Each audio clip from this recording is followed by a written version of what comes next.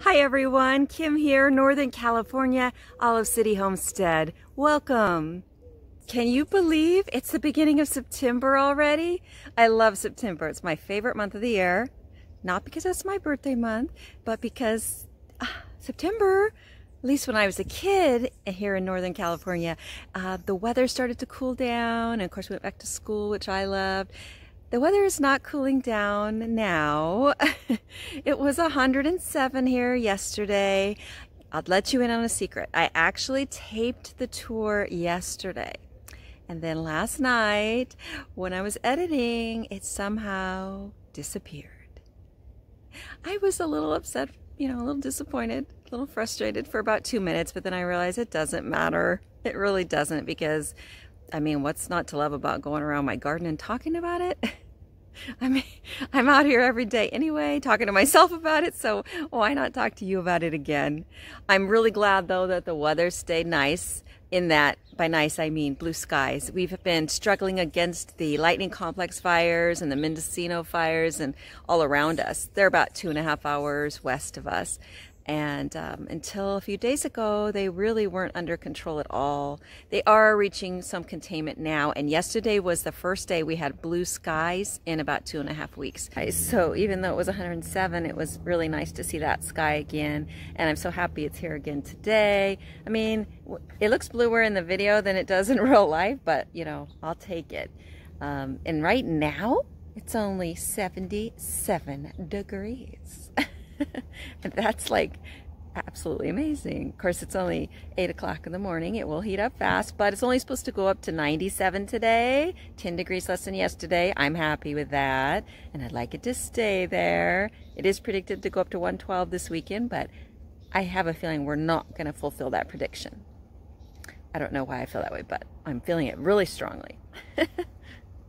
Well, being a gardener, I could talk about the weather forever. You guys probably know what that's like, but we're not here for that, are we? Let's get on with this garden tour, this beginning of September garden tour, and I have a lot to show you. I've taken out a lot, getting ready for fall planting, which I can't really do because the weather again, but I can see it coming in the future, so I'm getting ready. So let's go see what's going on here right now. I thought I'd show you this bed that I don't usually show you. It's in my back patio area, and I just wanted to point out how I love to mix edibles with perennial flowers. So here we have some purple salvia and some purple fountain grass and some snapdragons in there, I think. And I think zinnias? No, not on this side. Zinnias are on the other side. And of course right there, flowering garlic. Those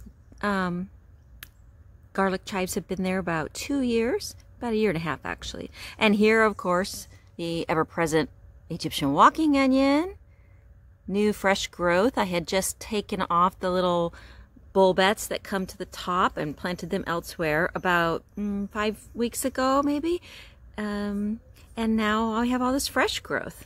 Love Egyptian walking onions. I have a video on that, on how easy they are to propagate.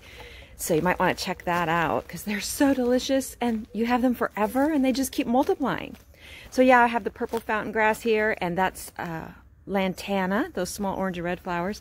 And on this side, more of the garlic chives, which these are 1 year older. They're 2.5 years old, so this is their 3rd season, and you can see just how thick and full they are. Not sure why they're flowering more, if that has to do with their age or based on the fact that they get a little less sun.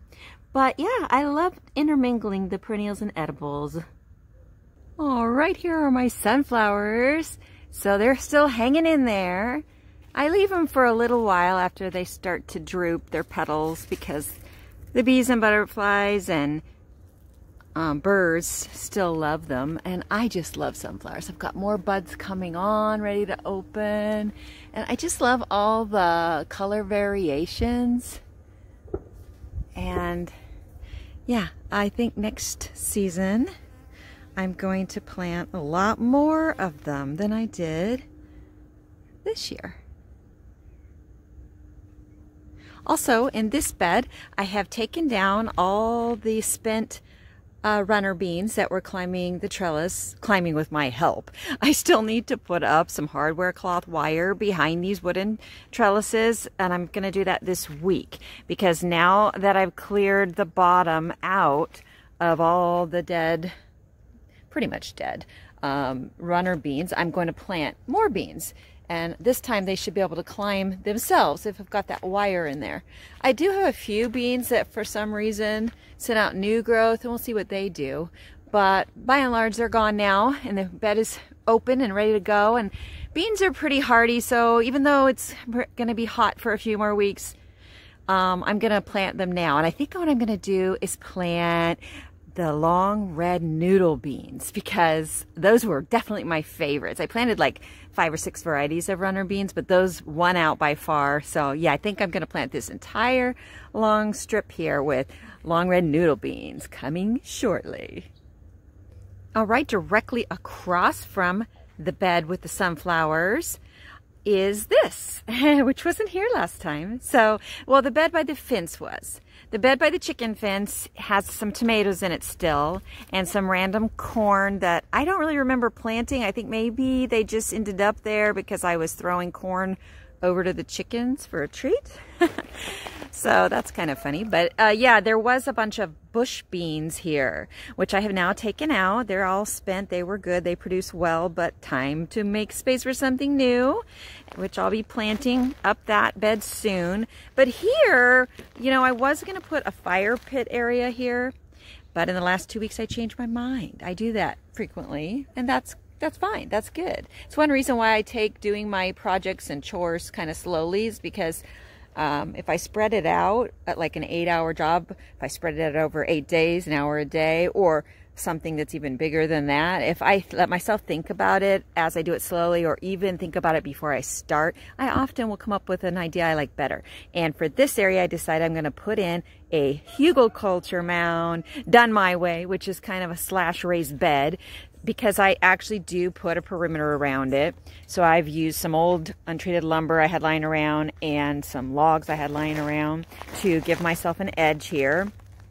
I'm not sure why that helps me, but mentally it does. Yeah, anyway, so I've got the base of stuff in there. What's underneath all of these wood chips, first of all, I did create a nice walkway between the beds here with wood chips. And then inside what will be the hugelkultur mound raised bed, that's a big mouthful, is underneath on the very bottom is cardboard, of course, to smother out any remaining roots of weeds. Because there wasn't really weeds growing here, but you never know what's right under the dirt. And then on top of that, I put down a layer of dry olive leaves, a real thick layer of like 3 inches of dried olive leaves. And then on top of that, I put a layer of homegrown compost and then a layer of food scraps, about 1 to 2 inches of each of those. And then on top of that, I put a layer about 2 inches of rotted, decomposed wood chips that are like dark brown and they almost look like soil already. And then on top of that, about 3 inches of wood chips that have been sitting a year. So that's what's there. And next is going to go a layer of sheep straw because, you know, they get their alfalfa hay, they eat it, and then all the straw falls to the ground and it becomes embedded, I guess, for lack of a better term, with sheep droppings, which are a cold manure. So that's great to add to the bed here. And then I'm going to put a bunch of green waste, so like collard leaves and other cuttings from the plants that I am taking out for fall, to make way for fall plants. And then on top of that, I will put some soil. And some of the plants that I'm going to plant can go directly in that mixture, and some I may put like a 1-gallon pot in the bed. But by spring, it will definitely be ready for anything to be planted directly in it. So I'm really happy about that project. Okay, so going up my herb garden aisle here, right next to the chicken run, I've got my lemon verbena. I did take a cutting like I said I was going to, but I got distracted and only got 1 cutting, so I'm going to come back and do several more. With lemon verbena, you want to take a woody cutting, so this would make a great one here, and they root really well, so I've been told. This is my first time doing it. And lemon verbena makes fabulous tea. So I'm really happy with that and want to get a few more growing. I did take out a lot of the things that were in here in this particular bed. So right now all that's in here is some green onions, walking green onions coming up. And a little volunteer tomato, I think. Over here, more onions, and that looks like parsley. So those beds get to have some stuff added to them, and I have some new spices and herbs rather growing from seed right now that I'm going to transplant in here. Marjoram is one of them, and I have several others, so that's going to be fun. I still have my thyme going strong. My oregano here had the really long 2 to 3 feet long flowering stems on it, which I cut back last week. And you can see all the fresh green growth underneath. I love that oregano is perennial. I did not even know that until last year. Admission time, right? I have not been a lifelong gardener, so I'm really enjoying learning as I go. Some more walking onions there. I've been cutting back my liatris little by little because it's done. That's the beautiful bulb that comes up every spring and has those column-like purple, feathery looking. I cannot describe it, okay? But you can look it up. There's some lime thyme, which is looking like I need to prune it. Some basil that's doing really well there. I've been loving harvesting that fresh and using it in like pasta dishes. Oh my goodness, this is my Armenian cucumber. I did a video on this, which I'll link below in the description and at the end of this video in a card. That this is... it's amazing how much it's come back. When I did the video, I had a cucumber plant here that had basically 2 leaves. Something had eaten all the leaves. So I tooled it, and since then, all the leaves have grown back. It's grown much taller and fuller and blossoms everywhere, as you can see. So I'm hopeful for more Armenian cucumbers because they're a new discovery for me this summer. And, you know, I thought that I loved cucumber because all my life I did, but apparently I only had eaten one kind because in the last couple of years I've planted a bunch of different varieties of cucumber, and a lot of them I really don't like the flavor. So when I discovered the Armenian cucumber this year and the lemon cucumber, which I'll show you a plant of that in a minute, I discovered 2 new varieties that I love, but especially the Armenian. So I'm so happy that that plant came back to life. And here we have some winter savory, some echinacea popping up there. I had scattered some seed, more Egyptian walking onions, and there we have some sorrel. And here is another oregano, which I haven't cut back these flower stems because they're just so pretty. I love them, and they smell so good, and the plant still looks great and it's growing fine. So I'm leaving them because I like beauty in the garden very much. I like to intermingle flowering things. Plus the birds and bees love the flowers, so why not? Another random corn from throwing my chickens treats. And here we have some tricolor sage, a volunteer tomato. That was probably from throwing them a tomato. And some lemon balm, which is also great in tea. Need to prune that back now, I think. All right, that's my herb bed. So now here are some beds that I have taken a lot out of because the plants were either starting to die back, or maybe they got a little disease on them and a little bug infestation. I haven't had too many bug problems this year, but there have been a few. So yes, I pulled out quite a bit, and I'm intending to pull out the rest soon. I'll give it 3 or 4 weeks because then I'm going to add some soil to this bed, which has settled quite a bit. And I'm going to plant carrots. Yeah, I'm excited about that. I have several varieties I can't wait to try. But in here right now, in addition to fungi randomly springing up, which really says that my soil is healthy in there, I have some melon, which you can see I've tooled. So that is an emerald gem melon in its young stage. And there's several smaller ones that you can't see, I think like 3.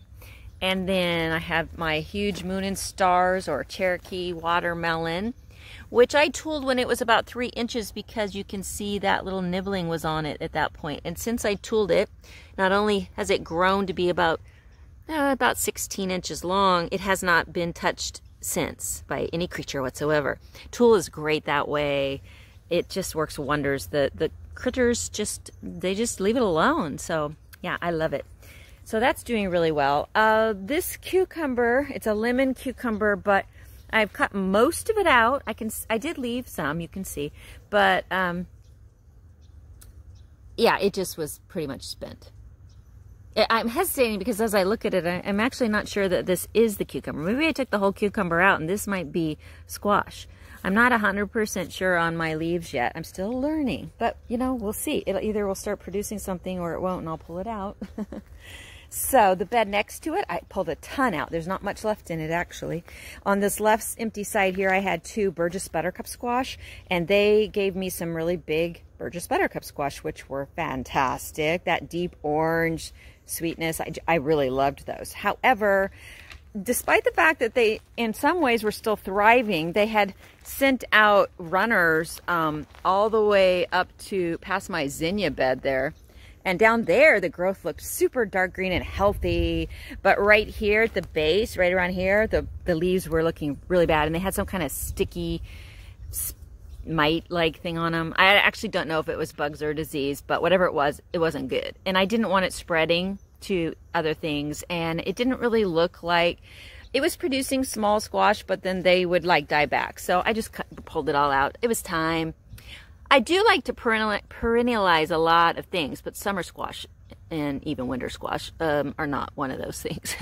So here I have some pepper plants that are finally starting to grow and produce something. Seriously, my peppers this year have had a rough go of it. Not sure if it's because of the heat.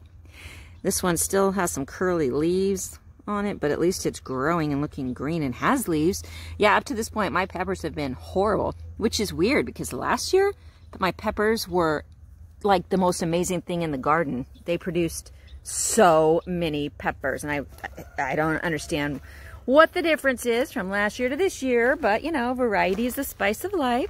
So yeah, I pulled out some zucchini that was down here and had done well, but it was done. There's a few little plants there that have started to grow, so I'm going to give them a chance. But basically, I'm going to fill this bed with a bunch more pepper plants that I've got going. And in my tomato cucumber bed here, I pulled a lot out. It still looks pretty full, but no, I pulled out a ton of vegetation. That cucumber plant right there, I took about 80% of the vegetation out because that's one of the ones that no one in the family, but especially me, likes. Now the chickens love those cucumbers. I want to say they're Boston pickling, but I'm not 100% on that. But whatever they were, we did not like them. And I tried them in every stage, you know, early, middle, late, trying to find a flavor that I liked, but it's just not happening. So I just have been giving all the cucumbers to the chickens, which they've appreciated. So I took out 80% of the vegetation and I just left a little. And if it wants to produce some more for the chickens, that's fine. I'm gonna pull out some of my yellow pear tomatoes soon because I have them absolutely everywhere. They volunteered everywhere, but I did take out a lot of the spent vegetation. And these are 2 of the few large tomato plants I have this year. I don't plant large tomatoes in general, or I haven't up to this point, because my dad grows them by the truckloads. Like, that's all he grows, and he's really, really good at it. He has a great setup for it. So he brings me tons of them, and they're like perfect, huge red tomatoes. So it's like, why do I need to bother, right? But I think I'm going to next year. And his secret is that he uses shade cloth, which I've always, you know, rebelled against the idea of that inconvenience. I'm like, oh, I'm going to find a big red tomato that doesn't need shade cloth. Well, I haven't found that yet. So, and these certainly weren't it. They can't even turn red without going bad. I think I'm going to pull that one today because at least part of it's red, but this one's going soft before it even gets red. I got these. These were 2 of the only plants I actually bought rather than started myself. They were called Summer Sunset or Summer something, and they were advertised as being great in the dry, intense heat. They will just do wonderfully well. Well, that has not been the case, so I have not been impressed, and they're coming out, and I'm not getting them again. And I'm not sure what I'll plant there, but yeah, that next time, mid-September tour, all that's going to be gone. Well, not the society garlic. Smells good, looks pretty. I need to get more of that going. In this bed, I took a lot out as well, but mostly just vegetation. So my cherry tomato plants, I've taken a lot of the bad vegetation out. And we've got lots of new growth going on, and it's starting to produce again real well. So we're going to let that go for a while. My sprouting broccoli, which is a couple years old, is starting to produce some sprouting broccoli now, finally. You know, even before it did, because I didn't know if it would. It's not supposed to be perennial, but even before it did, I've enjoyed the leaves. They taste delicious and are great in stir fry. And here's a zucchini plant that's been giving me lots of zucchini, so it still looks healthy. We're going to let it keep going. Okra, which I have growing volunteer everywhere. I didn't plant any okra this year because it just came back in a lot of places. A tomato that definitely needs to come out. Scrawny, scraggly. These volunteer yellow pears, some of them did really well around here, and some just kind of never did much of anything. That's not actually true. They produced a lot of tomatoes, but they looked really scrawny. Anyway, yellow crookneck squash still doing well. Taking lots of squash off of that. And in this bed, oh, I pulled those this morning. I need to get them in the house. This is a little ghost pepper, which is finally growing and sending out some blossoms. So we'll see if that produces. My artichoke pups are coming up nicely. They don't usually in this heat, but they're doing it. This is a spaghetti squash plant. You know, it's getting those bugs, that sticky stuff. And on this plant, I can tell it's bugs. But the new growth doesn't have it, and there are three. One, where's the other one? Two, and three spaghetti squashes. So this one's about 12 or 13 inches long, and those are 6 and 8 inches long. So I want to give them a chance to finish hardening up.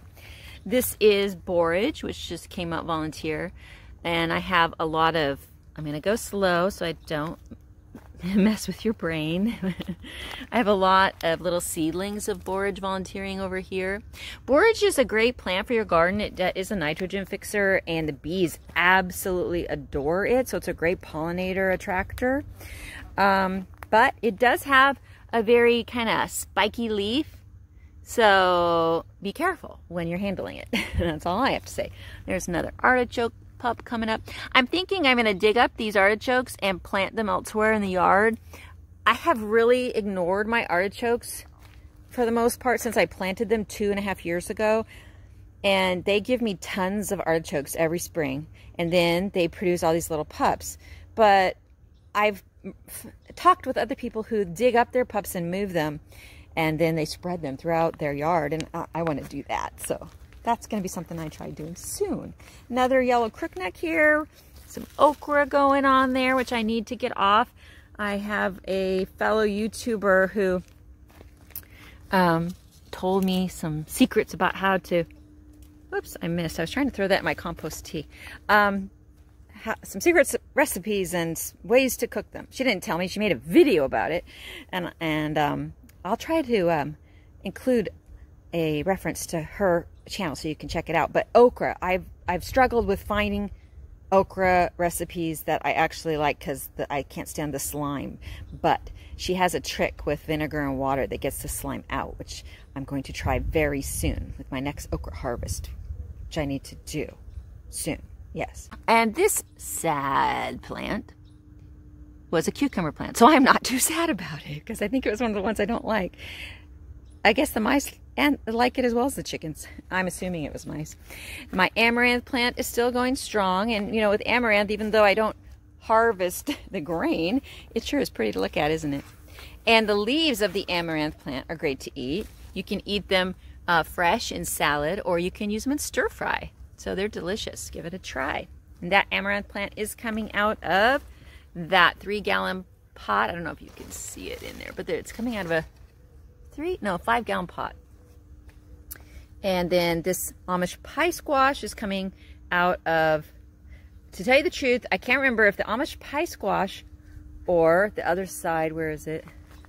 The delicata squash. There's 2 squash plants planted here. The delicata is starting to die back. You can see the leaves are starting to yellow. Yeah, I think it's the one that's in the 1-gallon pot. One's in the pot, 1 gallon, yeah. And the other one's in the ground here. And they're all have done amazing all summer, produced a ton. That's because the ground under the pot is really fertile, because It's, you know, I put my compost in it. I mulch it with straw bedding from the sheep, so it's got their coal manure. You know, this is what an Amish pie squash looks like when it's young.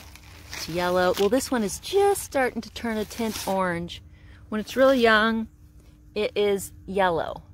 And I did not know that they're actually a variety of pumpkin. I did not know that. This is more Amish pie squash until I started taking over my property. And the first one got humongous and turned orange. So this is another Amish pie squash. This is my big one. The video does not show how big it is. I'm guessing at least 40 pounds. It's huge. So when I saw this happening, I went and looked it up, and yeah, it's, some people call it a variety of pumpkin. There's a smaller one. That one's probably only 15 pounds.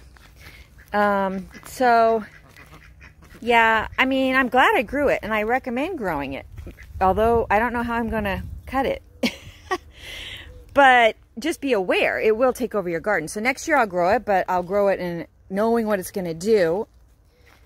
And I'll plant only 1 or 2 of them, not, I think I have like 6. See, here's another one. They're all at different stages. This one's kind of cool. It's like heart-shaped. Look at that. And it's starting to turn orange. Yeah, I hope they taste good. That's all I gotta say. I'm gonna wait, now that I know what they are, until all the leaves die back before I harvest them. All right. So we did this little bed. Here I've got dill gone to seed, and I'm letting it do that. Yeah, I hopefully it, you know, seeds itself, and I get lots of dill there next year. That's what happens with cilantro. I end up with cilantro everywhere, which is great. I have got a zucchini plant there in a 1 gallon pot, which is giving me a ton of zucchini, but it is starting to get tired, and it's also it's done well with the heat, but it's starting to get old and get some bugs on part of it, I think. Those little tiny things. Yeah. I need to get more birds in the garden, so I'm going to put in more water features. Now, a lot of these pots are empty that you see. That's because their plants are done, and I've taken them out in preparation for fall planting. And why do I even have plants up here? I know people always wonder that. And the main reason, there are a few reasons, but the main reason is because this entire area up here, this back half of the garden, was a basketball court until February 2019, a year and a half ago. So last spring and this spring, I didn't feel the ground was ready to plant in. It has about 18 inches of wood chips on top of homegrown compost, leaves of all varieties, and food scraps. I put that down first on the hard compacted clay / sand soil that had been under the cement of the basketball court for over 30 years. And then after, on top of the 18 inches of wood chips, I just didn't feel it would be okay, that it would be worthwhile, I put it that way, to plant directly in. But now, after 2 years, I feel like that's broken down enough that come spring, or maybe even for some of my fall plants, I will plant in the ground. I do also like planting in pots because it raises plants off the ground, which does help a lot with bugs. And it also helps be sure that the plants get the water, because sometimes it is hard to tell where the roots of the big plants are when they spread out, and I'm not always sure they're getting the water. So I will probably always do some pots. I've taken a lot out of the central bed, and I've got, look at my poor little pepper. But it's trying. It lost all its leaves in the heat, but look, it's sending out new ones and a couple of blossoms at the top. Oh, my peppers are so funny this year. And I don't know if you can see it, but I have a row of Egyptian walking onions down the whole length of this bed. They've done really great, and they'll be really tall just in another month or so. So I've got wild cherry tomatoes growing there. It's like almost all blossom. My asparagus ferns there, well, they're not asparagus ferns. They're asparagus, but they have their fern-like growth. They've only been in the ground 2 years. Next year, I think I'm going to harvest for the first time. We'll see. This bed is another project I've been doing. Well, not really the bed, but behind the bed, behind those posts, I have put in, I don't know if you can see it, wire trellises. And I've put some crates over there, and my project this week is to solder drainage holes on the sides of those crates about 1.5 inches up from the bottom. That way I don't have Bermuda grass roots sending their runners up into the bottom of the crate, which they would if I put the drainage holes on the bottom. And then I've already got a bunch of like collard leaves and stuff on the bottom, and I'm going to add a bunch of food scraps and some rotted chicken manure, and then I'm going to be putting in soil on top of all that and planting either beans, runner beans of some kind, maybe more long noodle beans, or maybe I probably won't. I'll probably go for variety, or maybe even some snap peas. But you can see why there's no rush, because it's still really hot, but I am planning to do that soon, so I'm kind of excited about that. Meanwhile, I got to get my girls out here and have them pull up all that Bermuda grass. This is kind of the transition area from the north side of my backyard to the south, and while there's lawn down there and there's wood chips in the center, but the grass has sent its runners to this kind of imaginary line, and they're real easy to pull out because they are just runners, but you got to get down on your hands and knees and do it to keep it at bay. So I want them to do that for me, way to earn a little extra cash. I have pulled out all the bush beans from here, and I'm soon going to pull out most of the scraggly yellow pear tomatoes. Although they produced a lot, I don't need them. And I'm probably going to leave the okra. It's starting to do really well back there. But I'm going to use this bed probably for parsnips and more carrots, because it's nice and deep. Finn, what are you doing? What are you doing, Finn? Are you hunting something? Huh? Well, hi. Hi, Finn. Finn is one of our mini cats. We have 6. She comes out in the morning with me sometimes. This is my wild corner. So, believe it or not, this is two yellow pear tomatoes. These are the ones I was talking about doing really super well. And I believe the reason is because this corner of the back of the yard, because of the huge trees that are back here, non-fruiting mulberry, it gets shaded from about 2:30, 3 o'clock on. And I think they appreciate that in our hot summer weather. And so I say that, but on the other hand, even though their greenery looks really good and they've grown a lot, and they do have tons of tomatoes on them, because it's so hot, like all my other tomatoes, they really aren't ripening, because the tomatoes, once you get over 90, 92, 94, they don't ripen. They just kind of sit there. So I'm expecting that when it starts to cool down soon, which I know it will, I'm going to have this plethora of yellow pear tomatoes everywhere. So I have a lot of merit colored cuttings that are growing back here, like this one here, and that one right over there, that one right there. Merit collar is delicious, and it's super easy to grow via cutting, so you have clones of the original plant. If I let them, these will get huge. They're merit tree collards. But what I've discovered is so convenient about having them right here is that my ducks adore them, and having them right here means I can just throw them over the fence. Yesterday, when I took the video that disappeared into the great wide wherever, I gave them some, and it was so funny. The first leaf I pulled, they all came running because they knew what I was doing. Hi, girls. And Batman. Batman is the black one. He's the chocolate runner. That's him. See, male ducks don't quack. They sort of sound like wimpy chickens. Don't you, Batman? There they go. Hey, you're late to the party over there. Okay, back to the garden. So, we'll leave wild corner. There's some more lemongrass. Or I'm not sure I showed you the first batch. The first batch is over here in between my Amish pie squashes. Lemongrass. I think I like it as much or even better than lemon verbena for tea. It's wonderful and so easy. You just take a handful, cut it off, put it in a large cup, or not like a drinking cup, but like a measuring cup or like a bowl with hot water and let it steep for a while, and then flavor it as you wish. Like I usually put in a little stevia, a leaf or two of stevia, but it's just, I love it. I think it's great. Yeah. Okay, more okra. I wanted to show you this. This is a Jimmy Nardello pepper. One of my daughters loves Jimmy Nardello pepper, so I'm really trying to grow them for her. It's kind of pathetic. I haven't got her one single Jimmy Nardello pepper all summer. A lot of my friends here in Northern California who also garden say they're having the same issue with their peppers. But I bet there's somebody out there who's been growing hundreds of them this summer and is like, what? I don't have a problem. Yeah, I wish I knew that person so they could help me, but whatever. I'm sure next summer I'll have tons of them again like I did last summer. Now this is ground cherry, and they volunteered. See, they fall down when they're ripe. They just fall off the plant. And then they sit there. There's on the ground here too, see? They sit here and they're fine. They don't go bad. They're in these little paper husks. And when you take the husk off, inside is this yellow, looks like a tomato, like a yellow cherry tomato. It's not. It's a, I would say vegetable, but it's a fruit, isn't it? It's a fruit all its own. And you know, it occurred to me that it actually is like a cherry tomato. Not like a cherry tomato like we grow them, like we know them.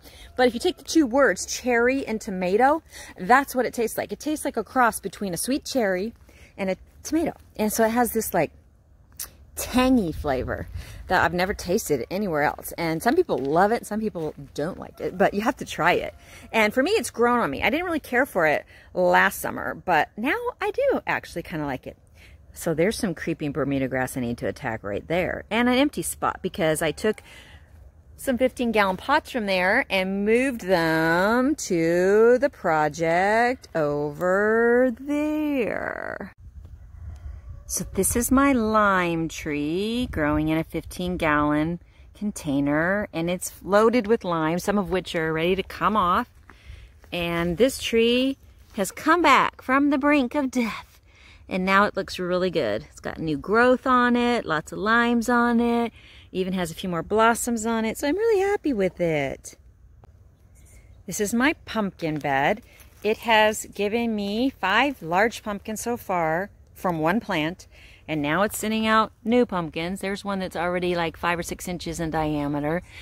I don't know what it is about this bed that loves pumpkins, or what pumpkins love about this bed, but they definitely have an affinity for each other.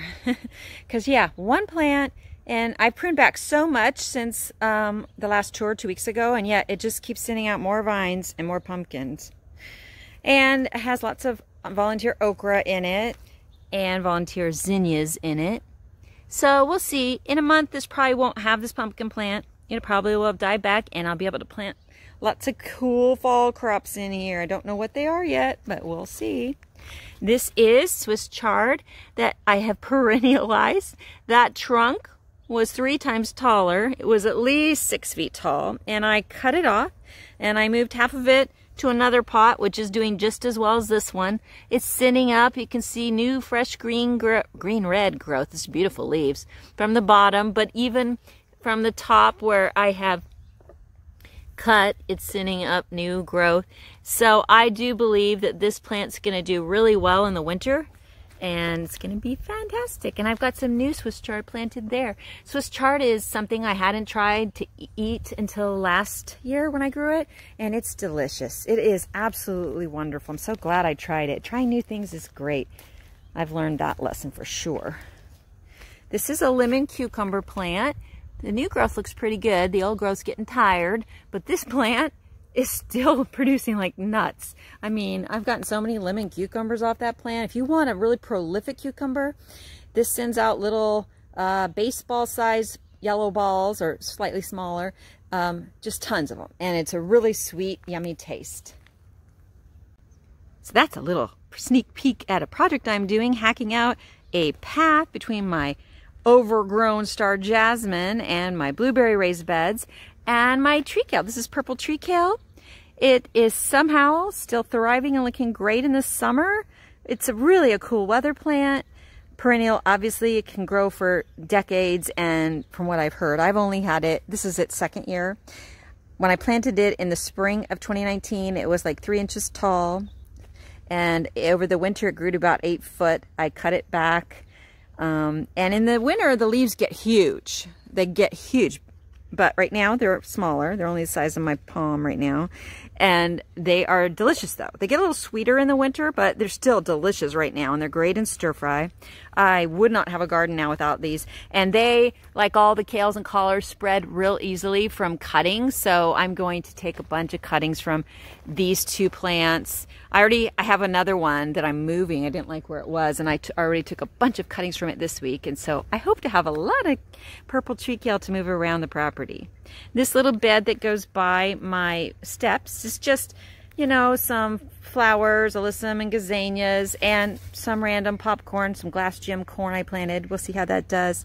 I do like the look of corn here and there in the garden, even if it doesn't really produce much. I mean, just look at this. Look at the colors. It's so beautiful to me. So I'm glad I have it growing there. And maybe we'll get some popcorn out of it. Here's my miracle lemon tree loaded with lemons. And I'll put a link to the video that I did on this lemon tree. It's called Moving a Fruit Tree. And the first half of it is like instructions on how to move any fruit tree, transplant it successfully when it's struggling where you have it. And the second half of that video is all about the story of this lemon tree. And look, there's a yellow lemon. That is the first yellow lemon I have ever grown. When I moved this tree here, it had like 6 leaves on it, which promptly fell off. And then I worked really hard, did a lot of research, and I brought this tree back to life, and now it's just going nuts. I'm so happy. I like to experiment in the garden, and this tree here is what's called a medlar tree. I had never heard of that before, but when I saw it's described, I think I got it from Burnt Ridge Nursery, but I'm not positive on that. It is known to produce these fruits that are sort of similar in appearance to like a date, I believe. But what they are is a fruit that tastes like cinnamon applesauce. Yeah, I was like, oh, sign me up for that. So this is new. It's only been in the ground here since February, and it was much shorter then. So I'll print it back this winter and mulch it really well, and we'll see what happens. So I harvested most of my peaches at the end of July, but there were 5 or 6 that were still green and big, so I tooled them, and this week they've come ripe, and they have been absolutely delicious. Perfect, sweet, soft ripeness with not one marred spot on them, and I've got 2 left right up there. I've got my eyes on them. I'm gonna eat them today. I might share with my girls. Yeah, I guess I'll share. This brown turkey fig has probably given me 200 figs this season. A lot of them we ate fresh, but a lot of them I have frozen. I just rinse them off and pop them in whole. They make great additions to smoothies in their still frozen state. But I tool them because they get ripe really, really fast. Like they'll be green one day and then a day later they're really ripe. And the moment they get ripe, the birds come and eat them. So I always leave a few untooled. And right now, I don't see any ripe ones on there, and that's because I come out here every day, and I do think it's finally slowing down. I was getting, for the last 4 weeks, I was getting 6 to 18 figs every day ripe, and I'd think, oh, tomorrow there won't be that many, but there would be. But yesterday I only took 2 off, and today I don't see any, so okay, good, we're slowing down now. Figs often give you 2 production times during the year, and so hopefully this means it's gonna pause now. Give me a little bit of a rest before it starts up with its second round. Hello, sheep. And I wanted to show you the pears here because they just look, let's see, where can you see them amongst all the tulle? They just look so perfect. I took off a lot yesterday because they are ready now. But I wrapped tulle around the fruit this year. I didn't last year. Well, my tree has barely produced anything last year. They're only 2 to 3 years old, all my fruit trees. And but this year they started producing a lot, and the birds started to get to them. So I wrapped the tulle around them about 2 weeks before I think they're going to be ripe. or at a state of ripeness the birds would like. So yeah, I took off a lot yesterday, but there's still some hiding in there. So I'll have to get them off very soon. Just look at that yummy, delicious pear ready to be picked and eaten. So the only clip that remains from that disappearing video from yesterday was the very last bit I took. And I just happened to come across the sunset coming through the olive orchard, and the light coming through the trees, and I had sprinklers going in the background, so the sound of water. It was just so beautiful, so peaceful. I think you guys would really enjoy it. It's less than a minute long, so I'm going to add it here at the end. And if you like this video at all, hey, give it a thumbs up. I'd appreciate it. And if you'd like to see more videos like this one and others with easy gardening ideas and tips, then subscribe and hit the notification bell, and you'll know whenever I upload new content. I hope you join my family. I didn't plan this, but boy, isn't that a gorgeous sunset there through the olive trees with the sprinklers running. So peaceful. I love living here and gardening and the simple life that I have created. I always say, remember, you can live and garden your own way, create the life you want, and I fully believe that. I'm doing it and you can too. It might take a little time, but we have time to just start down the road. Because if you start down it, you'll get where you're going a lot sooner than if you never start, right? Yeah. Have a great week, everyone.